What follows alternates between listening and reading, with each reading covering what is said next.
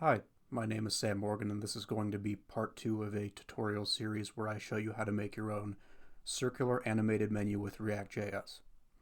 So in our last video, we got started by downloading Node.js and Visual Studio Code on our computer.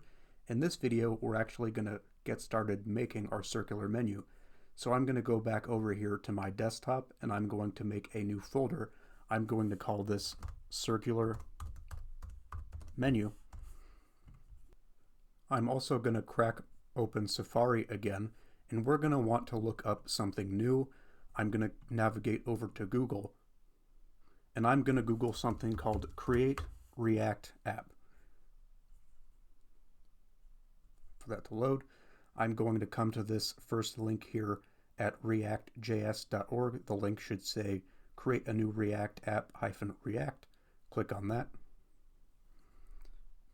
Should take a second to navigate to the page, and from here we get instructions on how to create a new React application.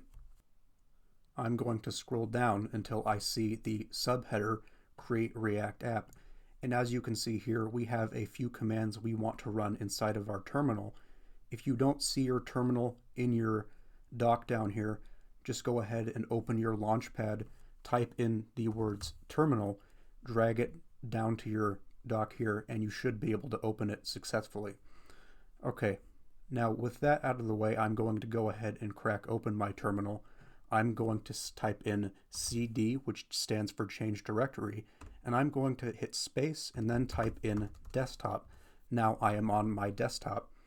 Now what we want to do is navigate over to this circular menu folder. From here, all we need to do is type in cd again, followed by the words circular menu, and we should be inside of that folder.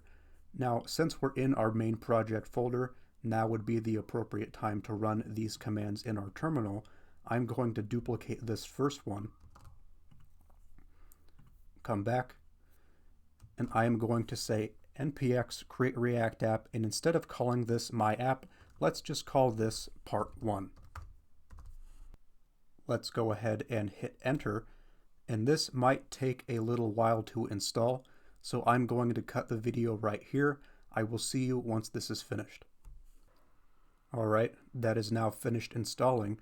I'm going to open my Finder here, and if we navigate over to our desktop and into our circular menu folder, you can see that we have part 1. If we go inside of there, you'll notice a bunch of new files. Okay? So with that, I'm going to navigate back over to my terminal, and you can see that we have some instructions here. We suggest that you begin by typing the following. I'm going to cd into part 1, hit enter, and now we can run npm start. That should start a local host on our computer, and we should see some content inside of our browser. Might just take a minute. Wait for it. Edit source/app.js and save to reload. Let's go ahead and give that a try. I'm going to minimize my browser, and I'm going to open my circular menu folder. And from here, we want to drag the part 1 subfolder onto the Visual Studio Code icon. Drag that down here onto Visual Studio Code, open, and in here you should see on the left we have our part 1 folder with a series of sub-content. In here we're going to want to make some edits to our source folder before we continue. I'm going to go ahead and click on my app.css file. I'm going to control click again, and I'm going to delete it. Just say move to trash, that is fine. Next up, I'm going to click on index.css. I'm going to control click on that, delete, and move that to the trash as well. The last thing we want to remove is our logo.svg file. I'm going to delete that also. Now, it's important to note in some of our JavaScript files, we have imports for the files that no longer exist. I'm going to come over here into app.js.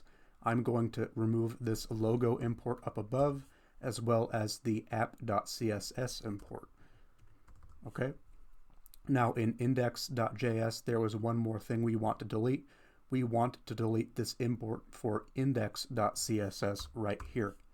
From there, we can come back over to app.js, and I'm just going to delete everything inside of our main div with the class name of app. In here, we can render out some dummy content. I'm just going to put in an h1, and I'm going to type in hello from app.js. Next, I'm going to come up here to File, and I'm going to say Save All, and I'm going to open up Safari again. Now, you might need to refresh your browser in order to see your dummy content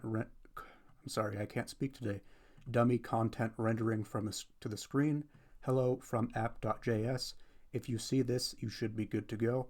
I think that's a good stopping point for this video. I will see you in part 3. Stay tuned.